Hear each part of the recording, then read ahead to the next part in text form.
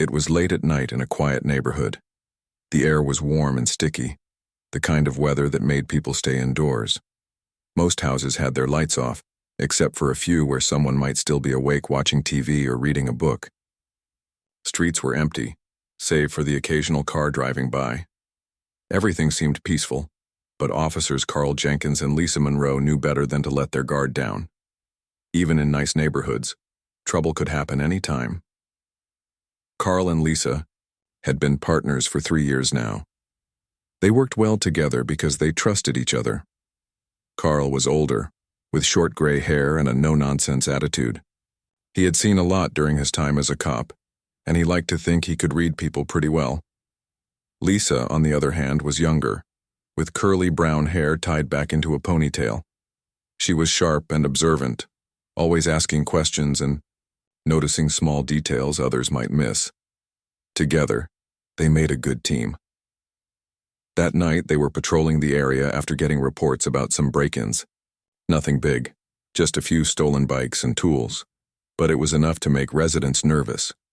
People wanted to feel safe in their homes, and it was Carl and Lisa's job to make sure of that. As they drove slowly through the streets, Lisa kept glancing out the window, scanning for anything unusual. "Hey, look over there," Lisa said suddenly, pointing toward an alley between two houses. "Do you see that guy?" Carl followed her gaze and spotted someone walking quickly down the alley. It was hard to tell much from a distance, but the person was wearing a dark hoodie and jeans. He also had a large duffel bag slung over his shoulder. Something about the way he moved caught Carl's attention. It wasn't quite running, but it wasn't casual either. "That doesn't look right," Carl muttered. "Let's check it out." They pulled the patrol car to a stop near the entrance of the alley and got out. The sound of their boots echoed against the brick walls as they approached the man. Carl called out, "Excuse me, sir. Can you stop for a moment? We just need to ask you a few questions." The man slowed down but didn't stop completely. Instead, he turned slightly to glance at them. His face was partially hidden under the hood of his sweatshirt, but Carl could see his eyes. There was something intense about them, like he was trying to figure out what to do next. "What's in the bag?" Lisa asked, shining her flashlight on him. The light reflected off the fabric of the duffel bag, making it clear it was heavy. "It's personal stuff," the man replied. His voice was calm, almost too calm considering the situation. "I'm just heading home." Carl frowned. Something didn't add up. Why would someone be carrying such a big bag around this time of night? And why did he seem so hesitant to talk? "Can you open the bag for us?" Carl asked, taking a step closer. The man hesitated again. For a brief second, Carl thought he saw the man's hand twitch toward his waistband. Was he reaching for something? A weapon, maybe? Carl felt his heart rate pick up. This was the kind of moment cops dreaded, the ones where things could go wrong very fast. "Sir, keep your hands where we can see them," Lisa said firmly, her hand moving to rest on her gun. Her tone left no room for argument. The man froze, then slowly raised his arms. He didn't look scared, though. If anything, he looked annoyed. "You really don't want to do this," he said quietly, almost like he was talking to himself. Carl exchanged a quick glance with Lisa. What did that mean? Was he threatening them? Or was he trying to warn them about something? "We're just doing our jobs," Carl said, keeping his voice steady. "Now please put the bag down and step away from it." The man sighed deeply as if he were tired of arguing. Slowly, he lowered the bag to the ground and took a step back. But instead of looking relieved or cooperative, he seemed different. Like he was waiting for something to happen. Lisa knelt beside the bag cautiously, ready to jump back if needed. She unzipped it partway and peeked inside. What she saw confused her even more. Inside were strange gadgets, wires, and papers covered in symbols she didn't recognize. None of it looked like regular belongings. "What is all this?" Lisa asked, standing up and turning to the man. Before he could answer, more police cars arrived, responding to Carl's earlier call for backup. Red and blue lights flashed brightly, casting eerie shadows on the walls of the alley. More officers joined them, surrounding the man. Carl noticed how calm he remained, despite being outnumbered. Most people would have been panicking by now, but not him. "I'll say it one more time," the man said, raising his voice slightly. "You don't know who you're dealing with." Carl narrowed his eyes. Who did this guy think he was? Some kind of tough guy? "We'll decide that," Carl shot back. "Now turn around and put your hands behind your back." But before anyone could move, a sleek black car screeched to a halt at the mouth of the alley. Everyone turned to look as a woman stepped out. She was dressed sharply in a suit, her heels clicking against the pavement as she walked toward them. In her hand she held up a badge. "This man is with the CIA," she announced loudly, her voice cutting through the tension. "Stand down immediately." Everyone froze. Carl couldn't believe what he was hearing. The CIA? Here? In their little neighborhood? It sounded crazy, but the woman looked serious. She introduced herself as Diane Carter and showed them official identification. Still, Carl wasn't convinced. How could they trust her? "How do we know you're telling the truth?" Carl demanded, his hand still resting on his gun. Diane gave him a tight smile. Without hesitation, she pulled out her phone and dialed a number. After a brief conversation, she handed the phone to Captain Ryan Holt, who happened to be nearby overseeing the operation. Whatever the captain heard on the other end of the line made his expression change instantly. "All right, stand. Down," Captain Holt ordered reluctantly. The officers obeyed, though many of them looked confused and frustrated. As the scene calmed down, Carl couldn't shake the feeling that something was off. Who was this man, really? And why had the CIA sent someone to protect him? One thing was certain: this wasn't going to be the last they heard of him. After the chaos in the alley, things moved quickly. Marcus Hale was taken to the police station, not as a suspect anymore, but as someone under protection, or so they said. Officers Carl Jenkins and Lisa Monroe were still trying to make sense of everything that had happened. How could a man walking through a quiet neighborhood turn out to be involved with the CIA? It sounded like something out of a movie, not real life.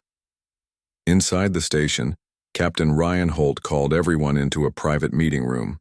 He wanted answers, and he wanted them fast. Diane Carter, the woman who had shown up in the black car, sat across from him at a long wooden table. Her suit was perfectly pressed, and her posture was confident, like she was used to being in control. Next to her sat Marcus, looking calm despite everything. His hood was down now, revealing short-cropped hair and sharp features. He didn't seem nervous at all, which only added to the mystery. Captain Holt leaned forward, resting his elbows on the table. "All right," he began, his voice firm. "Someone needs to explain what's going on here. Who exactly are you?" he asked, pointing at Marcus. Marcus glanced at Diane before speaking. "My name is Marcus Hale. I work for the Central Intelligence Agency. My mission is classified, but I can tell you this much. I'm tracking a dangerous criminal organization operating within the U.S. The captain raised an eyebrow. "And why didn't you mention any of this when my officers stopped you?" "I couldn't risk blowing my cover," Marcus replied simply. "Every second counts in cases like mine. If word gets out that I'm onto them, innocent people could get hurt." Diane nodded, supporting his statement. "What Mr. Hale is doing is extremely important. These criminals are responsible for human trafficking, illegal weapons sales, and worse. His work has already saved lives." Carl, who stood near the door with Lisa, crossed his arms. None of this made sense to him. Why would the CIA need to operate secretly in their small town? And why hadn't anyone warned the local police about it? "This feels wrong," Carl muttered under his breath. Lisa nudged him gently, signaling him to stay quiet, but her face showed she felt the same way. Captain Holt sighed deeply. "Even if what you're saying is true, and I'm not saying I believe you yet, why didn't your agency inform us beforehand? We could have avoided this whole mess." Diane hesitated for a moment before answering. "We operate independently for a reason. The less people know, the safer everyone is. Trust me, we didn't expect your officers to intervene tonight, but since they did, we'll have to adjust our plans accordingly." Marcus leaned forward slightly, his tone softening. "Look, I understand how frustrating this must be for you. Believe me, I never intended to put your team in danger. But the stakes, are high and I can't afford to stop now. Captain Holt rubbed his temples, clearly overwhelmed. This wasn't the kind of situation he dealt with every day. Normally, his job involved breaking up fights or catching petty thieves. International crime syndicates? That was above his pay. Great. Fine, the captain said finally. But I want regular updates. You step 1 foot out of line, and I'll pull the plug on whatever cooperation you think you're getting. Diane gave him a polite nod. Understood. Once the meeting ended, Carl and Lisa were left standing outside the room. Neither of them spoke right away. They exchanged glances, both thinking the same thing. Something about this didn't feel right. What do you think? Lisa asked eventually. I don't know, Carl admitted. It sounds too big to be true. Human trafficking rings? Secret agents? It's like a conspiracy theory. Lisa frowned. But what if it is true? What if Marcus really is trying to stop something terrible? That doesn't change the fact that we almost arrested him, Carl pointed out. If Diane hadn't shown up when she did. He trailed off, leaving the thought unfinished. Both of them knew what could have happened. A routine stop turning into a deadly confrontation. It was every cop's worst nightmare. Later that evening, Carl decided to dig deeper. He went online to research recent news stories about human trafficking in the area. At first, he found nothing unusual. Just the usual warnings about staying safe and reporting suspicious activity.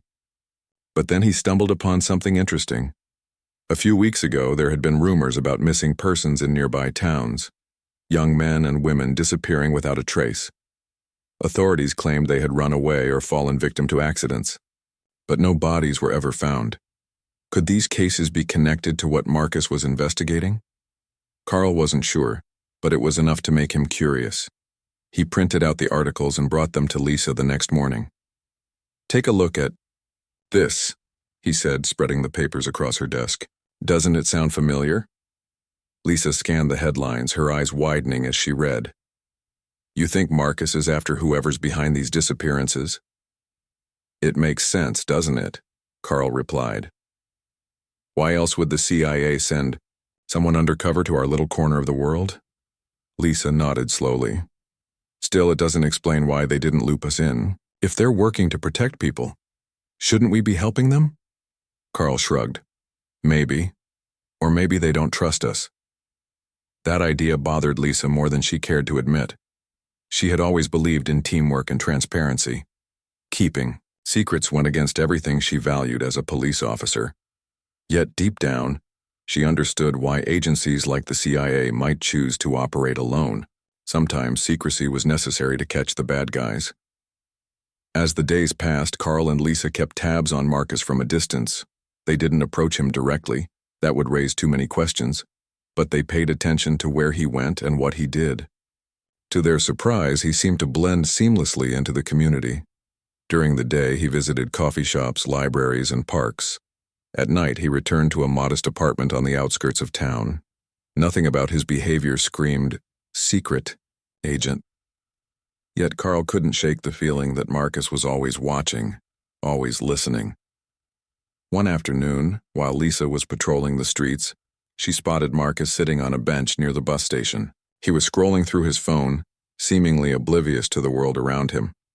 On impulse, she parked her car and walked over to him. Mind if I sit? She asked, gesturing to the empty space beside him. Marcus looked up, surprised to see. Officer Monroe, he said, nodding politely. To what do I owe the pleasure? No need to be formal, Lisa replied, sitting down. I just wanted to talk. About what? About what's really going on, she said bluntly. You can give me the official story, or you can tell me the truth. Your choice. For a moment, Marcus studied her face. Then he smiled faintly. You're persistent, I'll give you that. It's part of the job, Lisa said with a shrug. Marcus sighed.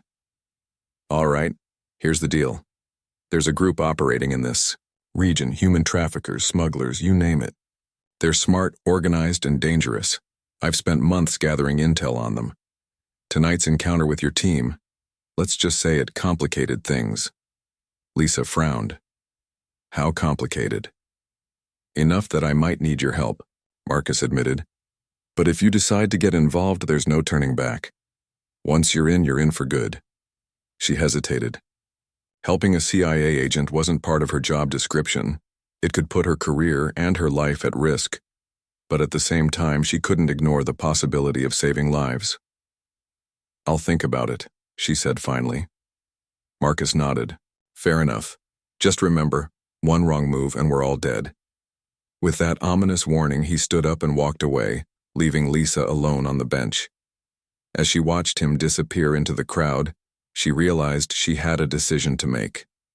Stick to her normal routine or dive headfirst into a world of danger and intrigue.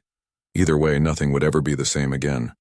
Over the next few days, Marcus Hale became a regular topic of conversation between Carl Jenkins and Lisa Monroe. They couldn't stop thinking about their encounter with him and the strange warning he had given them.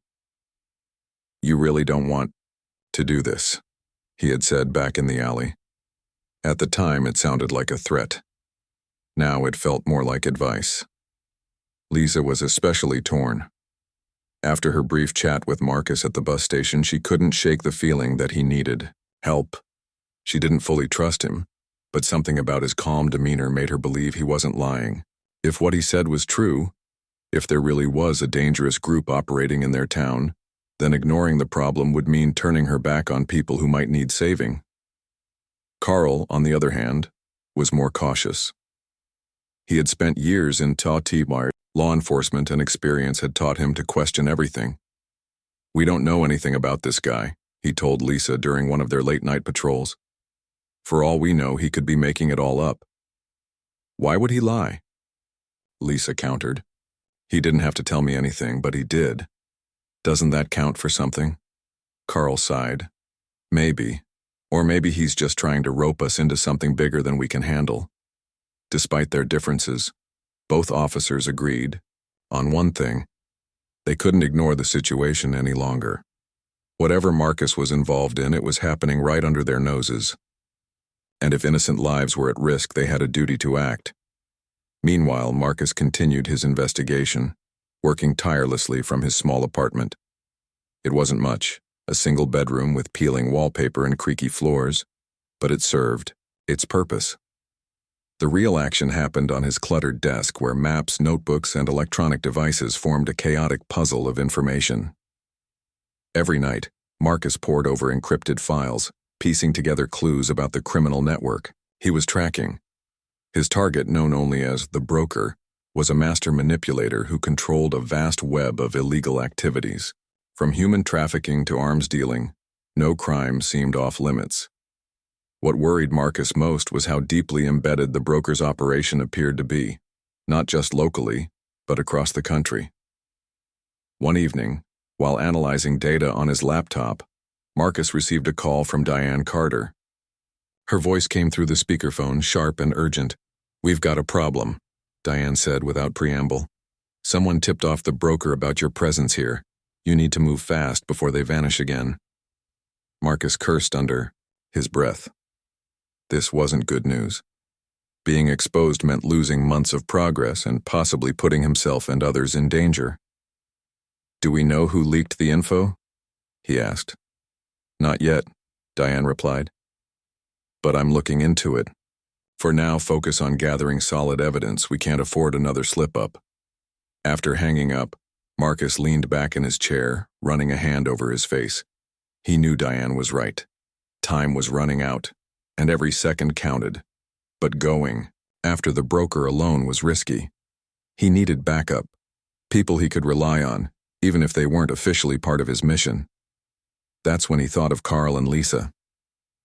The next morning, Lisa arrived at the precinct to find a note taped to her locker. It was short and cryptic. "Meet me at the park tonight. M.H." She recognized the initials immediately. Marcus wanted to talk again. When she showed the note to Carl, he frowned. "Are you sure about this? Meeting him alone sounds like a bad idea." "I'll be careful," Lisa assured him. "Besides, I won't go completely unprepared." She tapped the holster on her belt, indicating her service weapon. Reluctantly, Carl agreed to let her go, but only if he stayed nearby as backup. "Just in case," he added. That evening, Lisa met Marcus on a quiet bench near the edge of the park. The sun was setting, casting long shadows across the grass. Marcus looked different somehow, less guarded, more human. "You came," he said, offering a small smile. "I did," Lisa replied, sitting down beside him. "What's so important that you couldn't say it over the phone?" Marcus glanced around to make sure no one was listening. Then he leaned closer, lowering his voice. "Things are heating up. My cover's been blown, which means the broker knows I'm onto them. I don't have much time left to finish what I started." Lisa's stomach tightened. "And you think I can help?"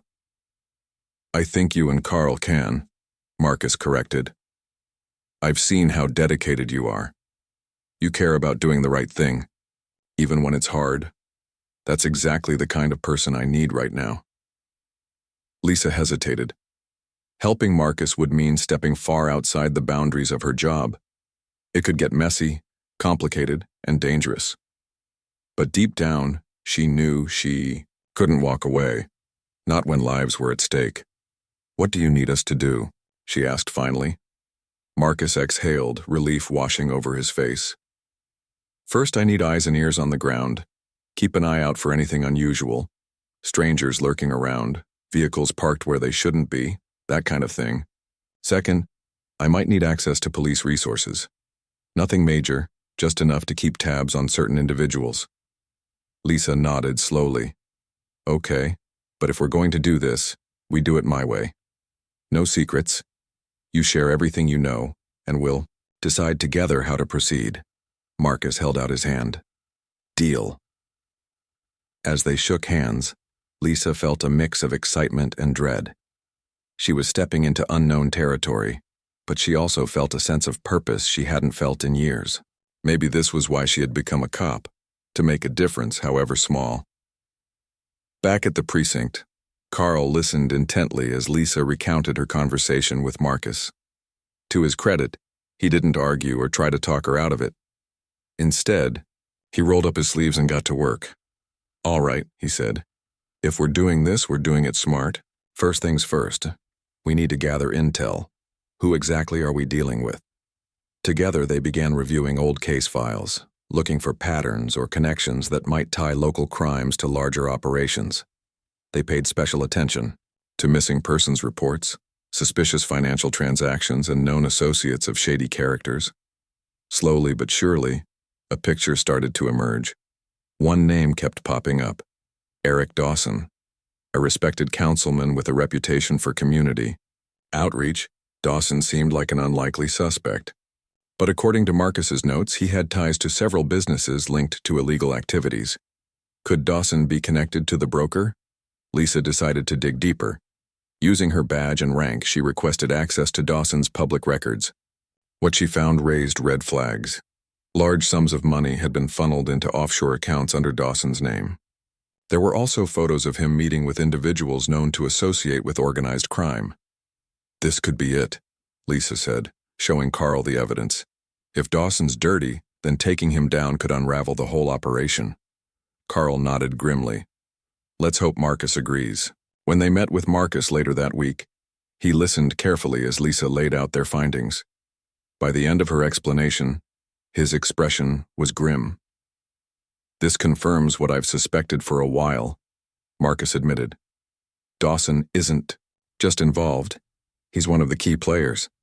Taking him down won't be easy, though. He's got connections everywhere, including within law enforcement." "That's why we stick together," Lisa said firmly. "No matter what happens, we watch each other's backs." Marcus smiled faintly. "I'm starting to see why Diane trusts you two." With their plan in place, the trio prepared for the next phase of their mission. It wouldn't be long before they confronted the broker and whoever else stood in their way. Danger loomed ahead, but for the first time in a while, Lisa and Carl felt truly alive. They were fighting for justice, not just enforcing laws, and sometimes that made all the difference. The investigation into Councilman Eric Dawson became the center of everything. For Carl Jenkins and Lisa Monroe, it was both thrilling and terrifying. Every step forward felt like walking on thin ice. Slip once, and they could fall into something deadly. But they didn't have a choice anymore. Not when so much was at stake. Marcus Hale had provided them with a list of locations where Dawson frequently appeared. One of those places was a lavish mansion on the outskirts of town. It belonged to one of Dawson's business partners, a man named Victor Lang, who owned several legitimate companies but was rumored to be involved in illegal activities. According to Marcus, Lang's mansion served as a meeting point for high-ranking members of the brokers' network. That night, Carl and Lisa sat in an unmarked police car near the mansion, keeping watch. They weren't dressed in uniforms. Instead, they wore casual clothes to blend in. Inside the car, the air felt heavy with anticipation. Lisa adjusted her binoculars, scanning the property carefully. "See anything?" Carl asked quietly. "Not yet," Lisa replied. "But there are lights on inside. Someone's definitely home." Across the street, Marcus stood partially concealed behind a large oak tree. He held a small handheld device that tracked signals emitted by encrypted communication devices. If his theory was correct, the people inside were using these gadgets to coordinate their operations. All he needed was proof, something concrete enough to take down not just Dawson, but the entire organization. As they waited, Carl couldn't help but feel uneasy. "Do you think we're ready for this? I mean, we're cops, not spies." Lisa turned to him, her expression serious. "We don't have a choice, Carl. If we back out now, innocent people will suffer. We've come too far to turn back." Carl nodded reluctantly. She was right. This wasn't about sticking to protocol anymore. It was about doing what was necessary. Suddenly, Marcus gestured toward the house. A black SUV pulled up to the front gate, and two men stepped out. One of them was Councilman Eric Dawson himself, looking every bit the polished politician in his tailored suit. The other man was tall and muscular, clearly acting as a bodyguard. Together, they entered the mansion without hesitation. "Now what?" Lisa whispered. "We wait," Marcus said, joining them in the car. His voice was calm but firm. "They'll leave eventually. When they do, we follow." Hours passed, and the trio remained vigilant. Finally, just after midnight, the front door of the mansion opened again. Dawson and his bodyguard exited, climbing back into the SUV. As the vehicle drove away, Carl started the engine of their car. "Let's go," he said, pulling onto the road behind them. The chase was slow and careful. They kept a safe distance, making sure not to draw attention. The SUV led them through winding suburban streets until it stopped outside a warehouse on the edge of town. The building looked abandoned, its windows boarded up and graffiti covering the walls. But Marcus knew better than to judge by appearances. "They're here," he murmured. "This has to be one of their hideouts." Carl parked the car a block away, and the three of them approached the warehouse on foot. The area was eerily quiet, with only the sound of crickets breaking the silence. Marcus signaled for them to stay low as they crept closer. Peering through a crack in the wall, Lisa spotted movement inside. There were at least half a dozen people gathered around a table examining documents and maps. Some of them carried weapons, while others typed furiously on laptops. It was clear they were planning something big. "What now?" Carl asked, keeping his voice barely above a whisper. "We need evidence," Marcus replied. "Photos, recordings, anything that ties them to illegal activity. Once we have that, we can bring in reinforcements." Lisa nodded and pulled out her phone, activating the camera. She snapped several pictures, making sure to capture the faces of everyone present. Meanwhile, Marcus used his tracking device to record data being transmitted from the laptops inside. Each piece of information brought them one step closer to exposing the truth. But just as they thought they were in the clear, disaster struck. One of the men inside suddenly glanced toward the window. Had they seen something? Before anyone could react, the lights inside flickered off, plunging the warehouse into darkness. "They know we're here," Marcus hissed. "Move!" Without wasting a second, the trio sprinted back toward the car. Behind them, shouts erupted from the warehouse as armed men spilled out into the night. Gunshots rang out, echoing through the empty streets. "Get down!" Carl yelled, shoving Lisa behind a stack of crates. Bullets whizzed past, narrowly missing them. Marcus returned fire, aiming to disable rather than kill. Even in the chaos, he remained focused, protecting his team. When they finally reached the car, Carl floored the accelerator, speeding away from the scene. Adrenaline coursed through their veins as they realized how close they had come to disaster. That was too close, Lisa panted, clutching her chest. Way too close. We got what we needed, Marcus said, holding up his tracking device. Now it's time to use it. Back at the precinct, Carl and Lisa reviewed the photos and recordings they had collected. Everything pointed directly to Councilman Dawson and his associates. With solid evidence in hand, they decided it was time to involve Captain Holt. The next morning, they presented their findings to the captain in his office. At first, he seemed skeptical, shaking his head as if he couldn't believe what he was hearing. "You're telling me one of our own councilmen is tied to human trafficking?" he asked incredulously. "It's true," Lisa insisted, showing him the photos and documents. "We wouldn't lie about something like this." Captain Holt sighed deeply, rubbing his temples. "If this gets out, it'll blow up in all our faces. Are you prepared for that?" Carl nodded. "Yes, sir. Because if we don't act, more people will get hurt." After a long pause, the captain finally agreed. "All right, let's do this the right way. I'll call in federal agents to assist. But remember, one wrong move, and we're all finished." As the plan came together, Carl, Lisa, and Marcus felt a mix of relief and dread. They had uncovered the truth, but the hardest part was still ahead.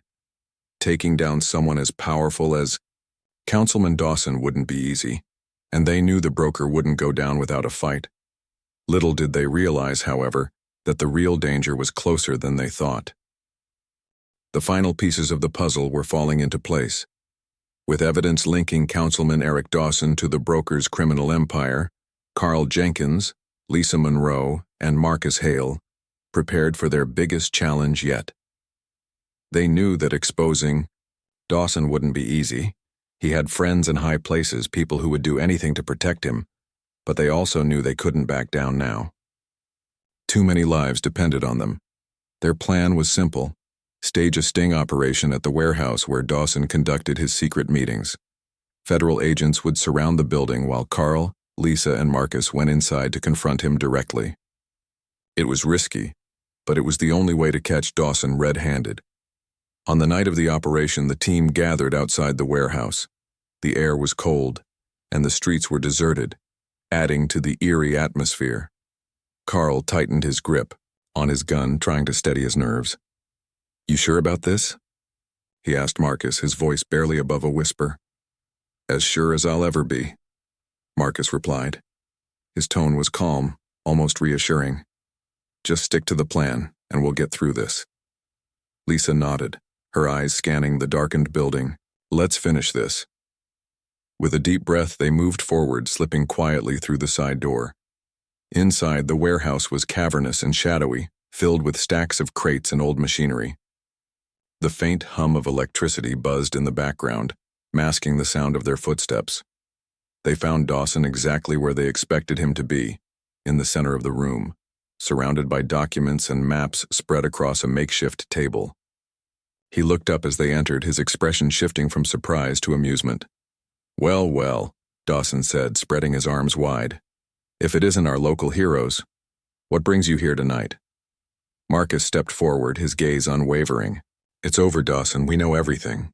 Dawson chuckled, clearly unimpressed. "Do you really think you can stop me? You have no idea who you're dealing with." "Oh, I think I do," Marcus countered. "We've got enough evidence to put you away for life. Your connections won't save you this time." For a moment, Dawson's confidence faltered. Then he smirked, glancing at the two armed men standing behind him. "And what makes you think you'll leave this place alive?" Before anyone could react, the henchmen raised their guns, aiming directly at Carl and Lisa. Tension filled the room as everyone froze, unsure of what would happen next. "Put your weapons down," Lisa shouted, her voice firm despite the fear coursing through her veins. "You're outnumbered." Dawson laughed again, shaking his head. "Brave words, Officer Monroe, but bravery won't save you." Suddenly, There was movement near the entrance.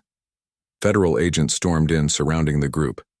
Their commander, Agent Diane Carter, stepped forward, her badge gleaming under the dim light. "Councilman Dawson, you're under arrest," she announced, her tone leaving no room for argument. "Anything you say can and will be used against you." Dawson's face turned pale as realization dawned on him. For the first time, he looked genuinely afraid. "This isn't possible," he muttered almost to himself. "How did you—" "It doesn't matter how," Marcus interrupted. "What matters is that it's over." As the agents handcuffed Dawson and his men, Carl let out a shaky breath. "That was too close," he said, lowering his gun. "Way too close." Lisa nodded, still processing what had just happened. "We did it, though. We actually did it." But Marcus wasn't celebrating yet. He watched silently as Dawson was led away, his mind racing. Something about the councilman's reaction didn't sit right with him. Dawson had seemed shocked, not just because he'd been caught, but because someone had tipped off the authorities, someone higher up.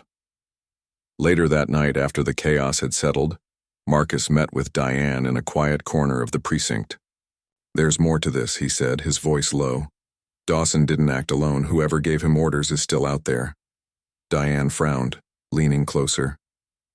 "You think the broker is still pulling strings?" "I know it," Marcus replied. "Dawson was just a pawn.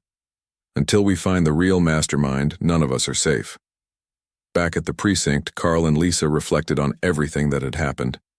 They had started as ordinary cops, patrolling quiet streets and responding to minor crimes. Now they had helped take down one of the most dangerous criminals in the country.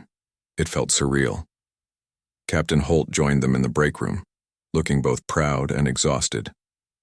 "You two did good work out there," he said, pouring himself a cup of coffee. "But don't expect things to go back to normal anytime soon." "What do you mean?" Lisa asked. "The media will get wind of this eventually," the captain explained. "When they do, it's going to be chaos. People will demand answers, and not everyone will like what they hear." Carl sighed, rubbing his temples. "Great. Just what we need." Despite the challenges ahead, both officers felt a sense of accomplishment.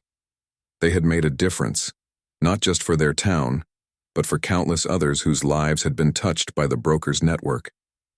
Still, they knew the fight wasn't over. Meanwhile, Marcus continued digging deeper into the broker's organization. Using the data he had collected during the sting operation, he traced connections to powerful figures across the globe.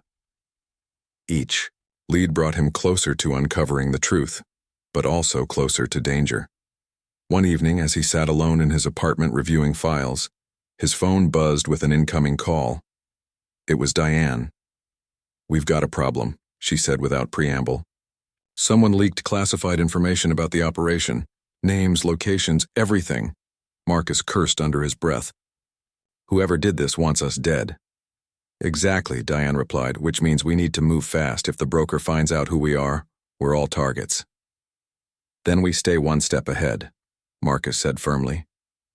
"No matter what it takes." As he hung up the phone, Marcus stared at the map pinned to his wall.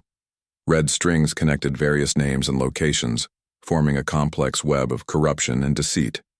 Somewhere in that mess was the key to bringing down the broker once and for all. But for now, all he could do was wait and prepare for whatever came next. The final chapter of their mission began not with a bang but with a whisper. After days of analyzing data and piecing together clues, Marcus Hale uncovered a critical lead. The broker, the mastermind behind the human trafficking ring, was planning one last operation before disappearing completely. This time they weren't just moving people or money. They were smuggling something far more dangerous: classified military technology. Marcus knew this was their chance to end it all. With Carl Jenkins, Lisa Monroe, and federal agent Diane Carter by his side, he devised a plan to intercept the broker during the exchange. It would be risky, possibly deadly, but failure wasn't an option. If the broker escaped, countless lives would be at risk. The location was an old industrial yard on the outskirts of town. Abandoned factories and rusted machinery created a labyrinth of hiding spots. As dawn broke, painting the sky in shades of orange and pink, the team prepared for what might be their toughest fight yet. Carl and Lisa arrived first, parking their car a safe distance away. They wore tactical gear borrowed from the FBI, though neither felt particularly heroic.